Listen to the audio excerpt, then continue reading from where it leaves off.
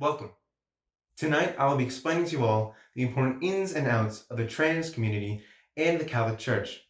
In the process, I'll be putting on a show about a desperate cult recruiter and a provocative host of a podcast.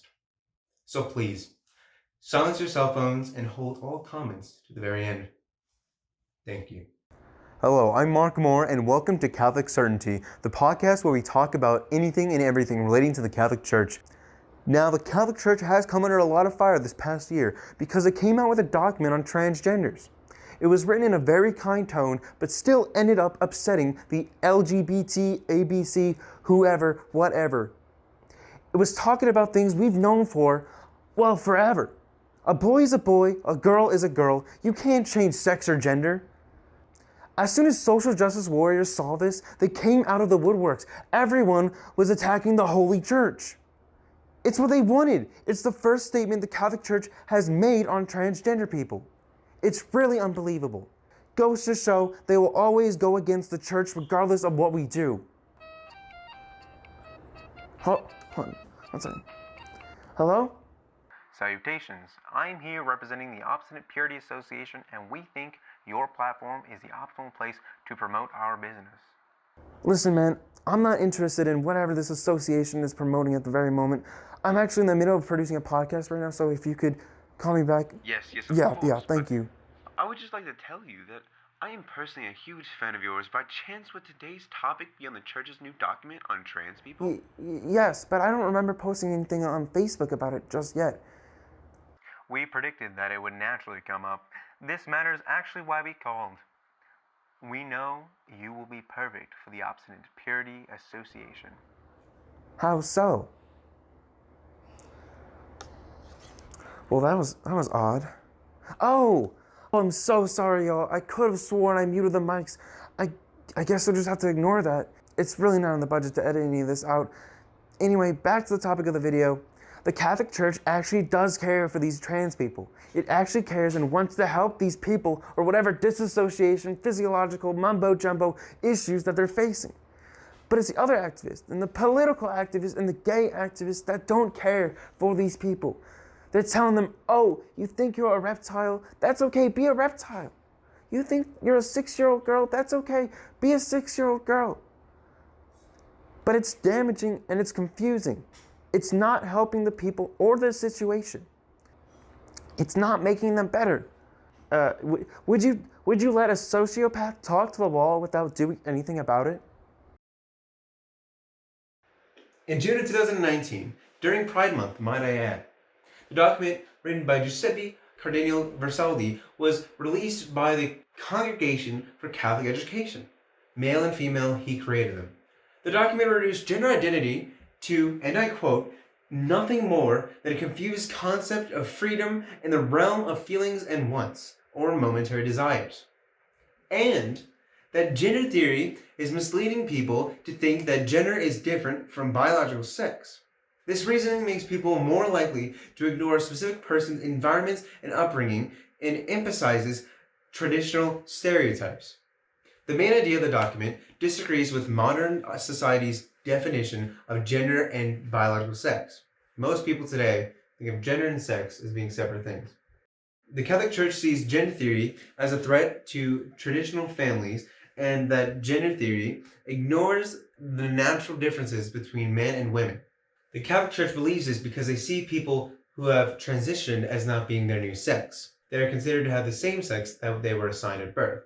The Catholic Church has stated that Catholics who have undergone sex change procedures are not eligible to marry, be ordained to the priesthood, or enter religious life. This notion excludes transsexuals from nearly any meaningful, close involvement with the Church.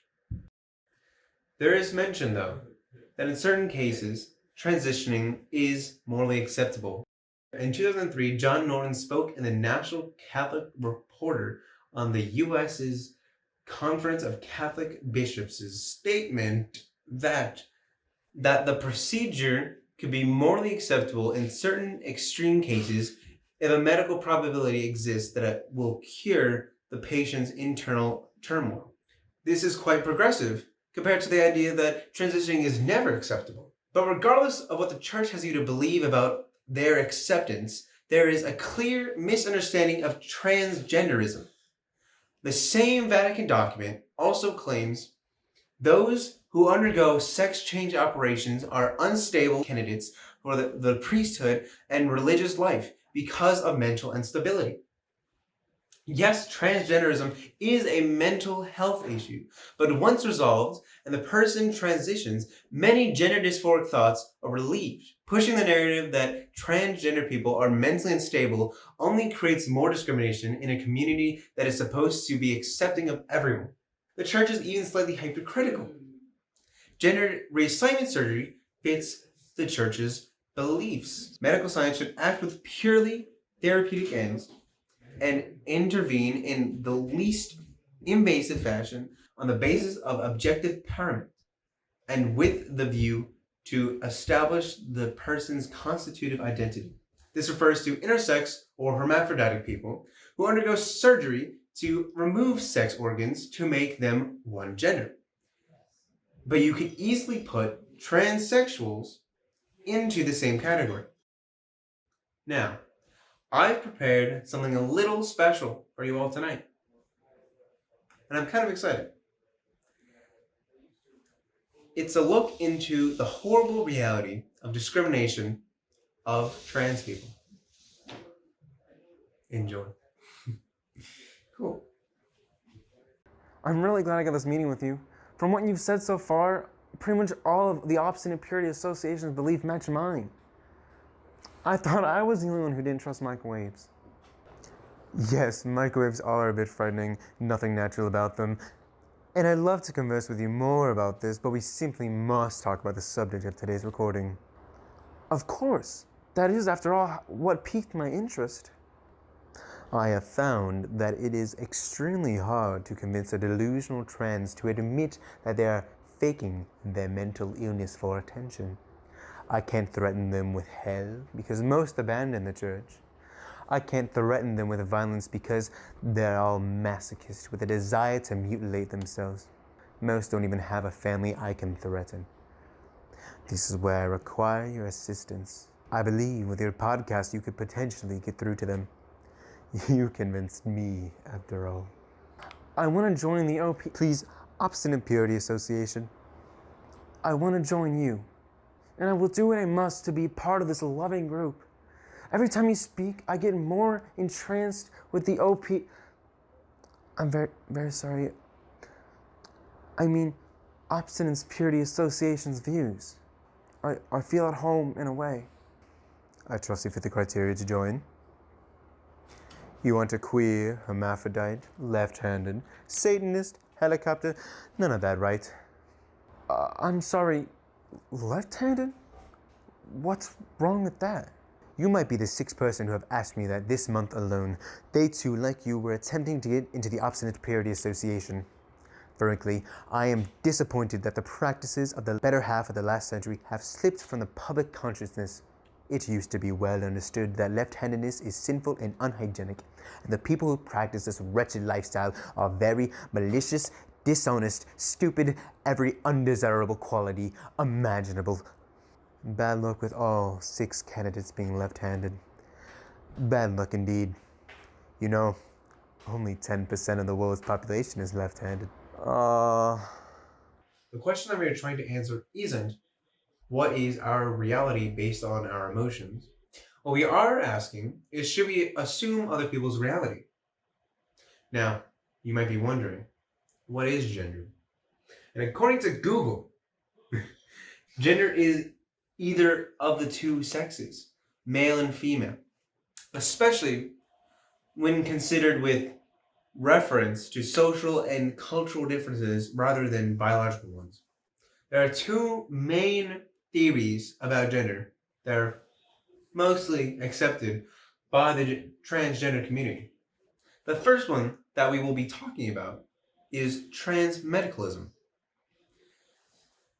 Sam Killerman, a TEDx speaker, says gender can be broken into 3 categories: gender identity, how you identify; gender expression, how you express yourself. Think drag queens for this one. and biological sex, XY chromosomes, and the like. These three categories are another way of breaking down gender into society, biology, and culture. Gender is portrayed through gender performativity. Gender performativity is doing the actions and speech of the gender you are. People do this to fill out their roles as male or female. It is not as easy as dressing up in high heels to be a woman. It is an essential part of one's everyday life and personality. This means that society determines your gender and your gender-specific actions more than you yourself do. An individual cannot change the entire meaning of gender based on themselves. Gender is your performance of a social role. Therefore, there's not really any grounds for saying that you're doing your gender wrong.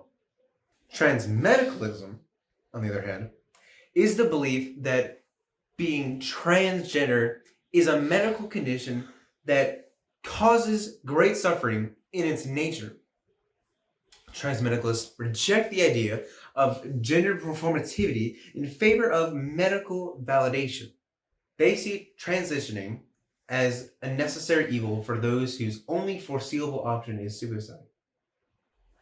A trans man believes having gender dysphoria is necessary in order to be considered transgender.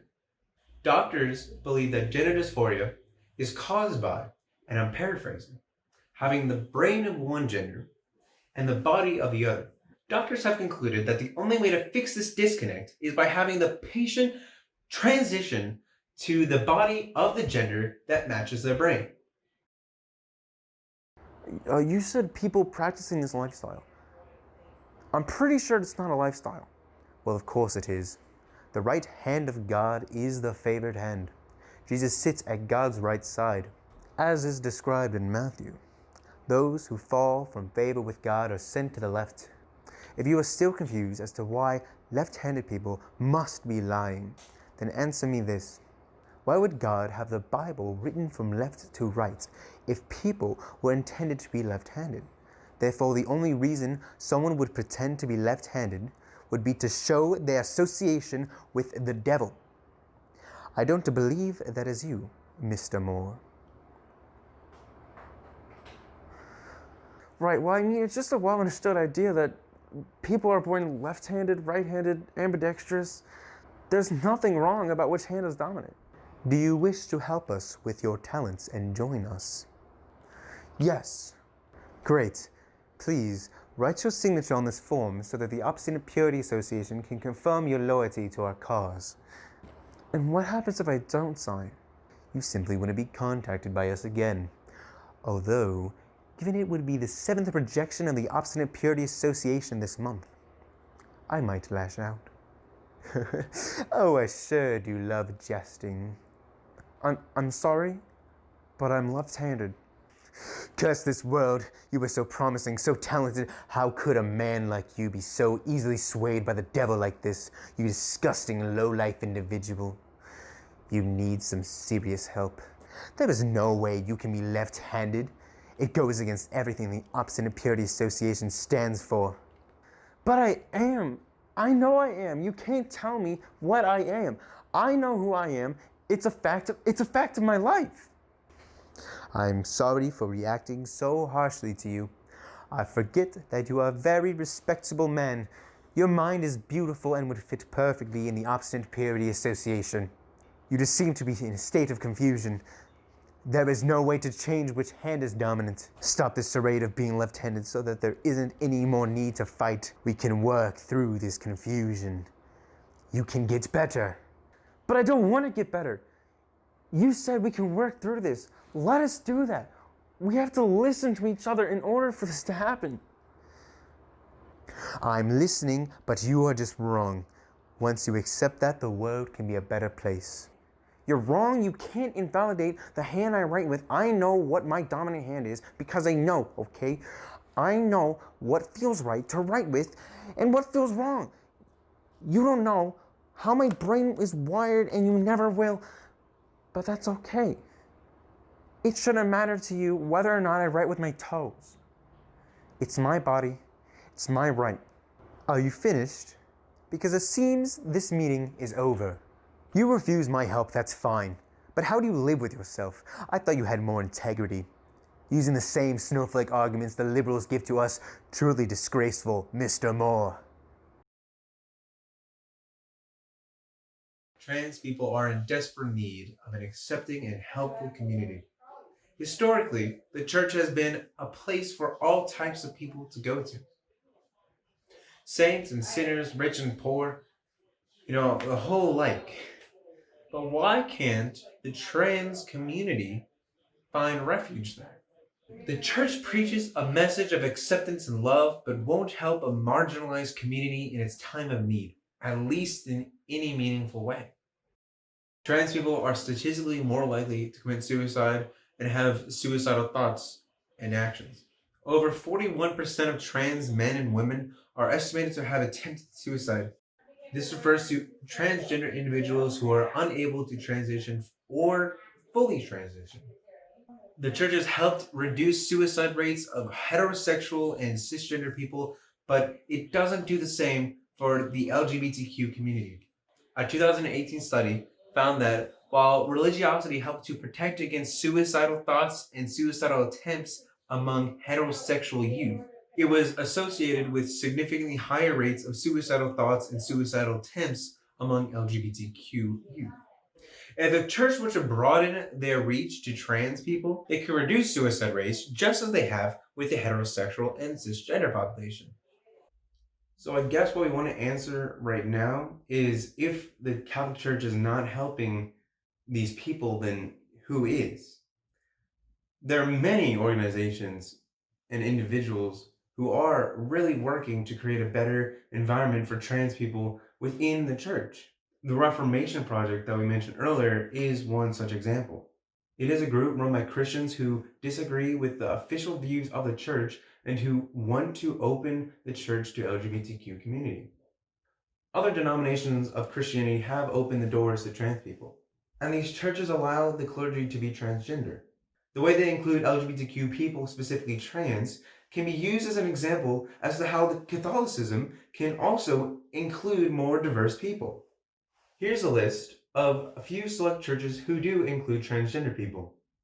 There are many in the transgender community that have a fear of being attacked and or marginalized by those who will find justification for their prejudice in the church's ideas. The church's beliefs facilitate shame, depression, anxiety, suicidal thoughts, and much more. The church needs to self-reflect and recognize and fix the harm that they are causing. They need to be more vocal about their intentions of including transgender people into communities or lack of intentions. Open-mindedness of the church would stop people from using the church as justification for hate crimes and violence against the trans community. The Catholic Church is simply not doing enough to support transgender minorities. The church should take more precautions to look at both sides of the argument before making statements about gender identity.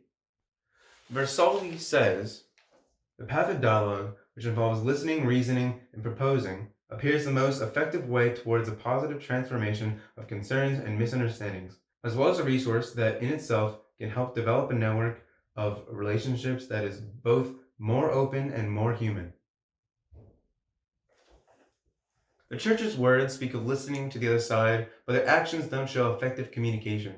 By ignoring the unique perspective of transgenders, the church is missing a crucial opportunity to connect with a significant group of God's children. They are leaving transgender people of faith in a state of limbo where who they are as a person goes against the beliefs of the community in which they identify with. The church's views create an environment where more liberal Catholics no longer wish to associate with the church, and destructive radical Catholics become the majority. Because the church is openly stating that they are against transgender people, the conversation of transgenders in the Catholic Church can finally get serious. This could potentially lead to the church listening to the responses that come as a result of being transparent. The church's ideas of gender identity are outdated, destructive, and ignore scientific evidence. There needs to be a compromise made with the church. Galileo Galilei's theory of the universe was rejected by the church, but was later accepted over 300 years later. The issue of gender is no different. Science will prevail in the end, but we must make haste. The Pope and bishops need to sit with multiple gender specialists to collect credible information that can help better inform their teachings. As Frank Zappa best said, without deviation from the norm, progress is not possible. If one wishes to help the cause of transgenders, the simplest action is to be open-minded and help those around you to be the same. Transgender people only wish to be validated in a world where one can be taught of their own illegitimacy. A small amount of compassion can go a great distance. An easy way you can voice your hope for progress would be to contact your local bishops at this website right here. There are other places too. This is a great one. But with this website, you can also go further. And if you want, you can write a little email to the Pope as well. Thank you all, and good night. Would you let a sociopath talk to the wall without doing anything about it? Anyway, next week I'm going to be talking all about how there's no such thing as transgender, gender fluid, or anything else really. So if that interests you, I'm going to be showing you why transgenderism just isn't real. It's just not. I'm going to be giving a lot of facts. It's going to be super juicy. You're going to like it. If you like this particular podcast and think it's important, then please share with others. And also like it. And if you... Hold on. One second. Hello? Salutations. I'm here representing the Obstinate Purity Association. Hi. Yes, I thought about your offer. A pleasure. Would you like to schedule a meeting then? Yes. And if you need me, you can find me ironing my shirt, 'cause I'm in black tie tonight. Get a postcard to my year 11 self in a year 11 help, saying everything's good.